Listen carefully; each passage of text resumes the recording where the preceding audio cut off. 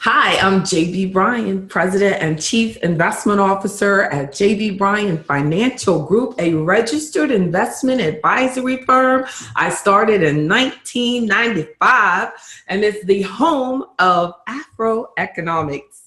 Check out the new podcast on YouTube.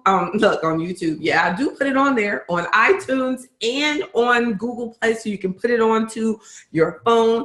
Check out the app. Now, the app to me is the easiest way to do everything. Now, the app will allow us you can go to the app, click on podcast, and then you can listen to all the podcasts. You can also go to iTunes, Google Music Play, whatever your preferred way is. Go to AfroEconomics.net, and it has the, this is AfroEconomics.com behind me. Now, that's the big mama. Now, this one, you can click for podcasts. You don't have to go anywhere else. You can click for membership. This is the big house. So when in doubt, go to AfroEconomics.com. Even if you're a member, go to AfroEconomics.com, click membership, log in, and you're in the member site. Because remember, we have the members only meetings. Also, next one is Friday, talking about investment portfolios and some of the AfroEconomics, specifically the AfroEconomics Sankofa equity portfolio was in our discussion for Friday. We getting deep. Members are getting on it. So thank you. We're going to, today, you please send me comments, send me emails on what you think are some secret habits of financially successful people. Now, these are things that I have discovered from doing this, financially advising people for a mighty long time. I started my firm in 1995. I was a stockbroker before that. So I've been working, for quite a while. Started real young, with people and helping them with their financial success and building their financial success. So I'm just going to share some of the things that I think, what I have discovered. What I have discovered that has worked for people. Give me more and more ideas. Like I could write a book on this topic. And I just left a college classroom this morning, and I was talking to them about, some of these very habits of what we need, as it was an entrepreneurship class. But these are things that you need as an entrepreneur or as a person making it in a government, as a government employee in management in the government, whatever, as an officer, as a soldier, as a private, everybody needs to have these habits. What about my number one habit I have found for myself and for every financially successful person I found? They indeed are fearless. Now, they might not be fearless at what they think of as the end, where they say, well, look, I want to make sure I keep what I got. Now, they might start managing up, but during especially the accumulation phase of their life, they took some chances that others probably wouldn't have taken. If it was that they took a job in a whole different state and everybody was afraid about them going and taking a better job, fearless. They, whatever it was, they were able to look past what might go wrong, and they were able to focus on all the possibilities of what could go right. So definitely let's take that one, and I hope you agree, and Boxy if you don't, but a good financial habit is now. Being fearless does not mean that you're not smart. I think I'm a little fearless because I ride a motorcycle, but I do put on a helmet and full coverage, so, and I don't drive, in risky areas, and I know how to adjust my speed, and I drive safe as I can to avoid, as much as I can, and things will happen, but so we're talking about manage, reasonable, doing the right thing, and I'm taking on some reasonable risks. Just feels fearless, but also managing your risk. Not like you're going to take your entire savings and put it all into one small company stock that's not even traded on an exchange, just someplace down the street that's selling certificates into their company, and you put your entire savings. That's not fearless. That's kind of on the irrational side.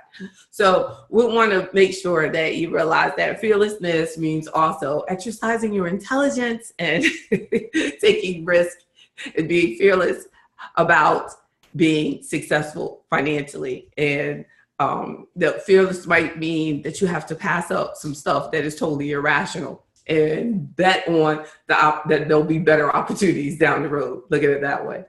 So what about a second thing that I've discovered about financially successful people is that they try to be as positive as they can. I have a poll like I'm going to put up in the webinar just to show you all, like I said, I call this one confidence. And it says, what are you most proud of? You know, your good health or your positive attitude or your multiple sources of income, your good friends, or that you use time wisely. You know, so during in the webinar, answer that, you know, or those of you who can't see this poll that pops up in front of your face, in front of me. It's funny because only you all in the webinar can actually see this, but it says, what are you most proud of? And do it if you like, or you can if it will allow you. You know, some of you are on a teleconference and you can't. But what indeed? And then it brings me to, I feel that a second major attribute that I have found of financially successful people, and it's just a part of their nature. That's why I call it a secret, because they're positive. Now, bad things happen to good people all the time, but as a norm, they try to see the bright side of everything. They avoid being negative. They avoid putting themselves in negative places. They avoid having to deal with negative situations, you know? So a third point is that they are able to accept the fact that every day they're moving into something that they have absolutely no control of it. And they're able to leave the past in the past and accept everything, the possibilities of the future. Then most importantly, they don't get caught up in everything that went wrong. They use it as an opportunity to move forward. They use everything that's happened to them to make them stronger. As I was telling the students in a college class this morning, that when you look at a football field, it's full of things for resistance. It's resistance to make you stronger. So when the resistance isn't there, you do what? You fly.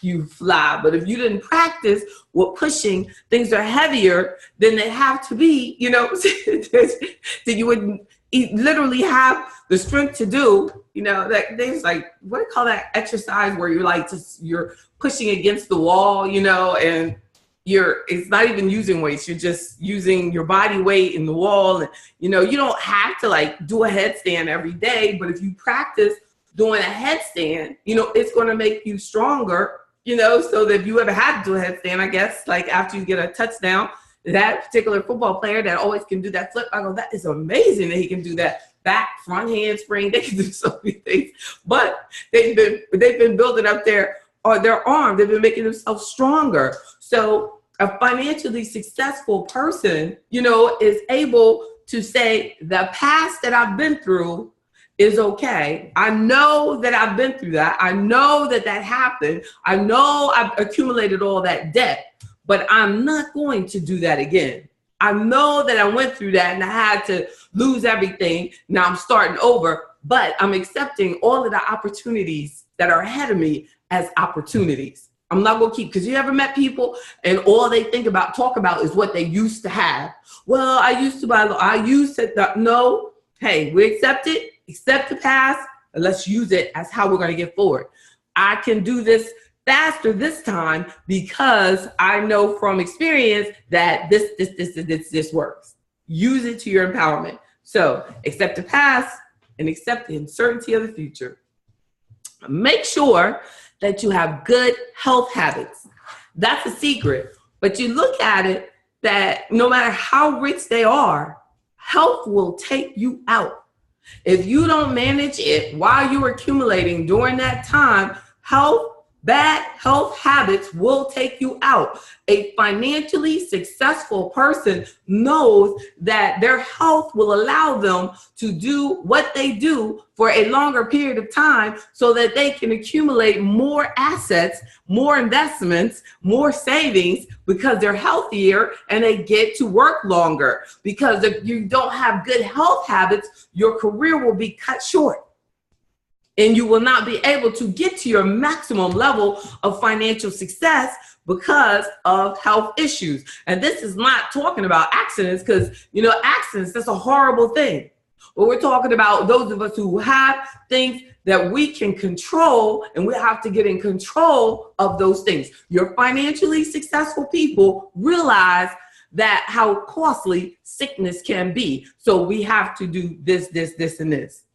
We realize that. We have to what? Exercise, walk, make better choices. I was watching that guy that Tom Brady, he came out with this cookbook and talking about how he eats. And I eat very similar to him. The only problem is I don't have the workouts that he has. But I'm not a quarterback for a living. But he eats meat. I don't even eat meat.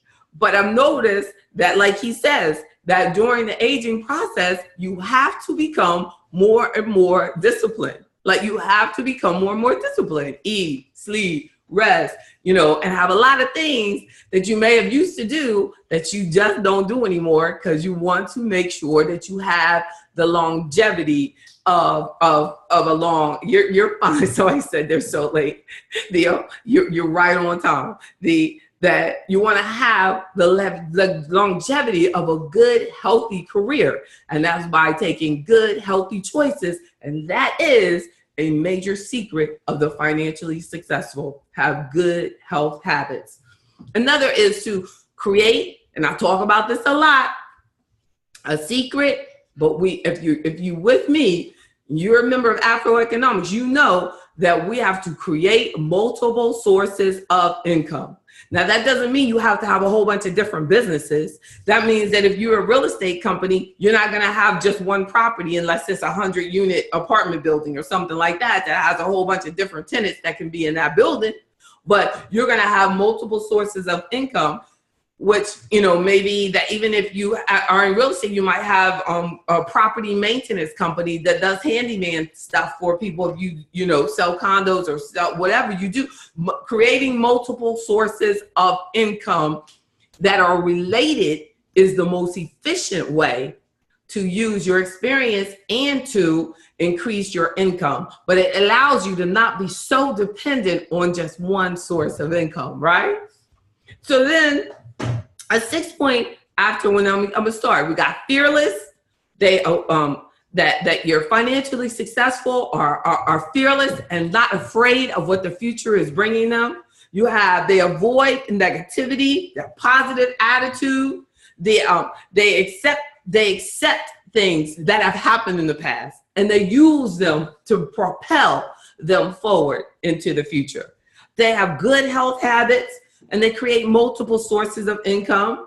They set goals. Now you gotta check out I have a podcast on goal setting and financial goals, and that I just posted it. And and I'll make a point that the AfroEconomics team will send you that podcast to everybody who's participating today on how to set financial goals and reach them. Right? So we want to set the goals. These financially successful people, they say, I want debt freedom. I want to be out of debt. They do it. And they get it done. If I want to invest and stop spending, I want to invest. And invest, I mean, you're buying things with your money that increase in value. If it's an investment portfolio with me, or if we're analyzing real estate that you want to purchase, whatever it is, you're making investments. If you're investing in other people's businesses or helping people start businesses, you're investing and you're moving away from spending. But either way, you're setting financial goals and you make sure that you follow through and you reach them. Even if they're changed along the way, if they're doubled because you said, oh, that's not enough, whatever it is, we reach them. And then we have a positive relationship with positive people. Like we build relationships with people who are like-minded in work, in their work ethic, in their career ethic, in their service ethic. Now, if I, God forbid, if I had this commitment to making sure that I did everything that I said I was going to do, and then when somebody asks for who do you know that does this particular thing, I always send them to somebody who's totally opposite than me, then that's a very negative network. I want the network of AfroEconomics, I want it to be full of people who are like me, or at least know that when they're dealing with someone in AfroEconomics member, that this is the level that they expect because of the example that I've set. That's what we want.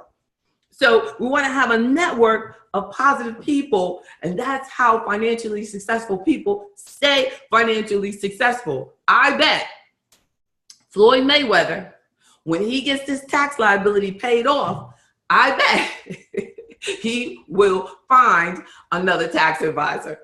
If he doesn't, he should.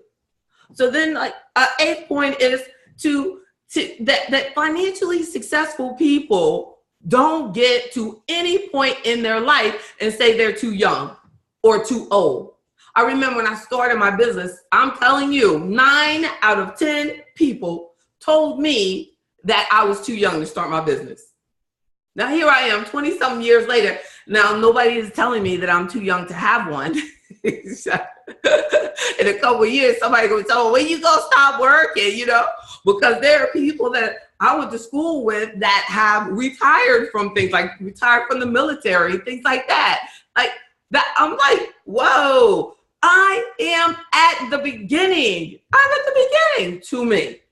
But that's because I am determined to be financially successful, and that I believe, like most financially successful people believe, that we have to develop an attitude of we're ageless, that we got so much more to offer at this point in our life than we had at any other point of our life. So that means that when you're young, you have things to offer at that point in your life. You have things to offer at every point of your life. If you are committed to being a lifetime learner, builder, healthy, committed person to being healthy, you always are going to have something to offer. And then, so be ageless. Don't waste your time. How about that? They don't waste time. I can't find a financially successful person, even on this level, that wastes time. Because even the fact that they're chilling with their family, that ain't a waste of time. That's important. That's an investment. You got to keep your family straight. You know how expensive divorce is? You got to keep your family straight. So don't waste time.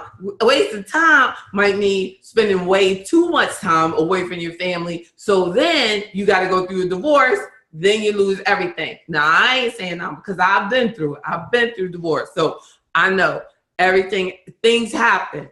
But what I'm saying is that let's be careful about what we decide is a waste of time. The Bible says our heart is where our treasures lie. All we have is time. Time is our biggest treasure. Really, it is. And I had to totally realize that. You got to use your time wisely. Do not waste time if you want to continue to build your wealth.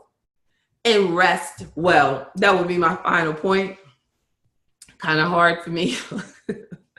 Look, that's a hard area, but rest as well as you can. Rest as well. Like, if I could do anything on here that I think that is challenging for me, is that if they said, oh, most financially successful people get 8 hours of sleep, I'd be like, well, no, I found them, but I don't think that we need to have 8. But we definitely need to know when to hold them, know when to fold them. Now, I know when I got to let up, when I have to take a break, when I need to rest. Now, rest doesn't mean park. It just means rest. Like, just know when you need to take a break, regroup, and let it be a healthy regrouping. Because too often, people do unhealthy things when they rest. So there are times when they're not resting, as they call it, then they're sick because they did all these toxic things during their rest time. So stay away from toxic habits and toxic people. I am certain that financially successful people all over the world would tell you how expensive toxic people and toxic habits are. So totally avoid them. Totally avoid them. Get your rest.